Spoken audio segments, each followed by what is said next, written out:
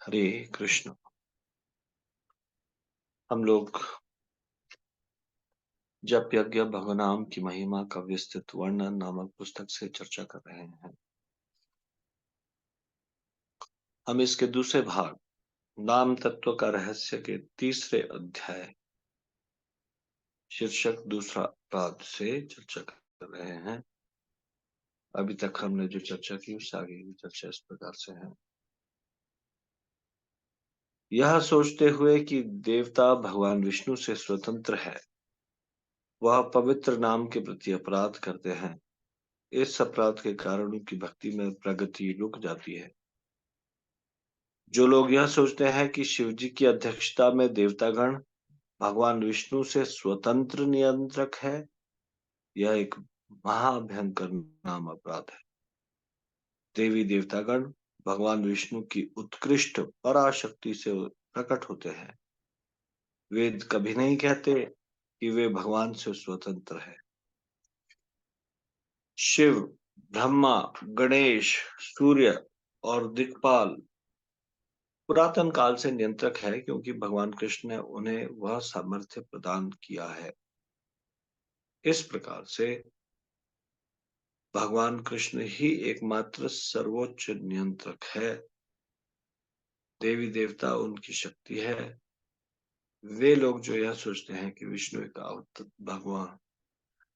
एक भगवान है, शिव तथा अन्य देवतागण अन्य भगवान है, सबको एक समान भगवान मानते हुए देवी देवताओं की आराधना करते हैं, वे लोग पवित्र भगवान के प्रति अपराध करते हैं। अन्य लोग जो देवी देवताओं को भगवान विष्णु के गुणावतार या विशेष पदों पर नियुक्त भगवान विष्णु के सेवक मानकर देवी देवताओं की आराधना करते हैं, वे पवित्र भगवान के प्रति कोई अपराध नहीं करते हैं। देवतागण भगवान विष्णु की शक्तियां हैं। वे अपनी शक्ति भगवान विष्णु से प्राप्त करते हैं। उनमें स्वतंत्र रूप से कोई शक्ति नहीं होती। शुद्ध सत्य यह है कि भगवान विष्णु अपने नाम, रूप, गुणों से अभिन्न है। भौतिक नाम और रूप उन द्वारा इंगित किए जाने वाले व्यक्ति से भिन्न होते हैं, परंतु आध्यात्मिक नाम और रूप उनके द्वारा इंगित व्यक्ति से भिन्न नहीं होते। यह सोचना कि भगवान विष्णु अपने नामों एवं रूपों से भिन्न है एक महान त्रुटि है, अनर्थ है। शिव भगवान विष्णु से स्वतंत्र है, यह सोचना भी महान गलती है। एक सदाचारी भक्त केवल हरिनाम का आश्रय लेता है। वह कृष्ण की पूजा केवल भगवान के रूप में करता है। वह अन्य देवताओं से दूर रहता है। फिर भी वह देवताओं या अन्य शास्त्रों की निंदा नहीं करता। इसका मतलब क्या हुआ?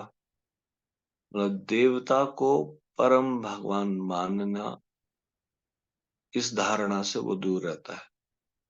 और जब ये जान भी लेता है कि मैं भगवान की ही शरण में हूँ, मुझे कृष्ण की ही भक्ति करनी है, तो भी ऐसा नहीं कि वो देवताओं के प्रति किसी प्रकार का शत्रुता भाव या उनको निम्न समझने का भाव ये नहीं अपना लेता। देवताओं की निंदा नहीं करता। वे भगवान कृष्ण के सेवक है, यह कहते हुए वह देवताओं की पूजा व सम्मान करता है। एक भक्त प्रतिदिन भगवान कृष्ण का निर्माल्य अर्पित करके देवताओं, पितरों व जन सामान्यों को प्रसन्न करता है।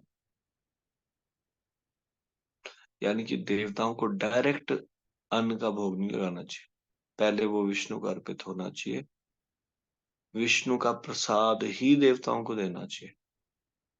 देवताओं, पितरों या सामान्य घर में अतिथि भी कोई आता है, उसको भी डायरेक्टली अन्न नहीं देना चाहिए।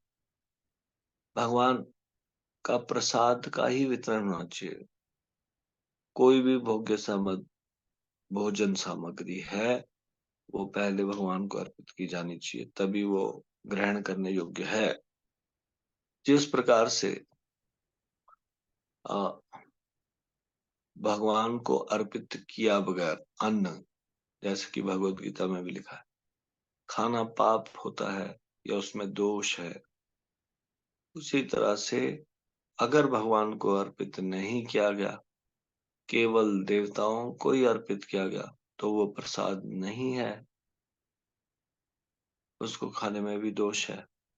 इसलिए पहल देवता का विष्णु प्रसाद ही भगवान विष्णु प्रसाद ही देवताओं को अर्पित किया जाना चाहिए।